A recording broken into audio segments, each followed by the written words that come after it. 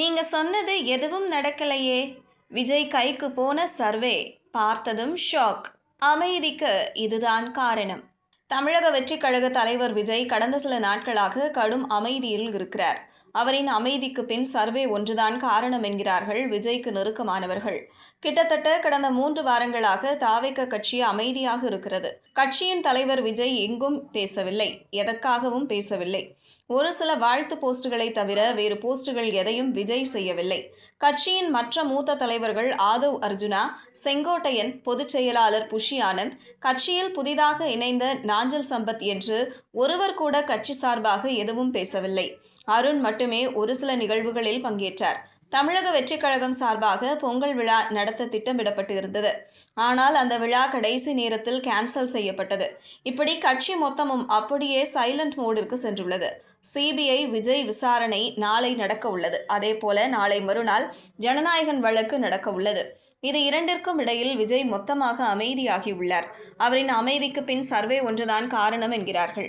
அந்த சர்வேயில் பின்வரும் விஷயங்கள் இடம்பெற்றிருந்ததாக கூறப்படுகிறது. சர்வே ஒரு தனியார் நிறுவனம் மூலம் எடுக்கப்பட்டுள்ளது. மாவட்ட வாரியாக சாம்பிள் எடுக்கப்பட்டு சர்வே எடுக்கப்பட்டது.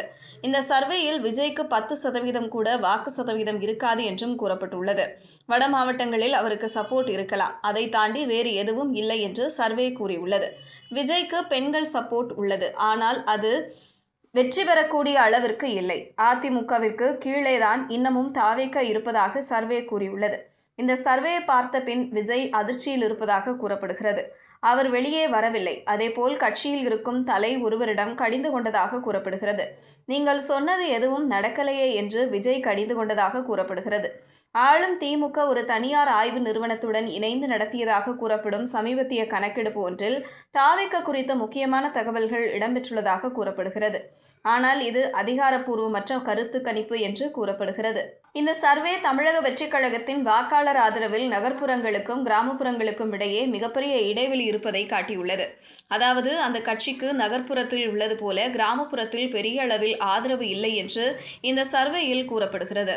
சர்வே முடிவுகளின்படி தமிழக வெற்றிக் கழகத்திற்கு நகரங்கள் மற்றும் மாநகரங்களில் குறிப்பிடத்தக்க அளவிலான மக்கள் ஆதரவு உள்ளது. மாநகராட்சி மற்றும் நகர்ப்புற மையங்களில் கட்சிக்கு சுமார் 10% வாக்காளர் ஆதரவு உள்ளதாக மதிப்பிடப்பட்டுள்ளது. தமிழக வெற்றிக் கழகத்தின் செயல்பாடுகள் நகர்ப்புற இளைஞர்கள், முதல் முறை வாக்காளர்கள் மற்றும் நடுத்தர வர்க்கத்தினர் மத்தியில் நல்ல வரவேற்பை பெற்றுள்ளதாக ஆய்வாளர்கள் தெரிவிக்கின்றனர். ஆனால் கிராமங்கள் மற்றும் புறநகர் பகுதிகளில் நிலைமை வேறாக உள்ளதாக இந்த சர்வே கூறுகிறது. அங்கு தமிழக வெற்றிக் கழகத்தின் ஆதரவு 10%க்கும் குறைவாகவே இருப்பதாக ஆய்வு கூறுகிறது. தமிழ்நாட்டின் பெரும்பான்மை வாக்காளர்கள் இன்றும் பெரிய நகரங்களுக்கு வெளியே வசிப்பதால் கிராமப்புறங்களில் தமிழக வெற்றிக் கழகத்தின் குறைந்த ஆதரவு அந்த கட்சிக்கு ஒரு பெரும் சவாலாக கருதப்படுகிறது.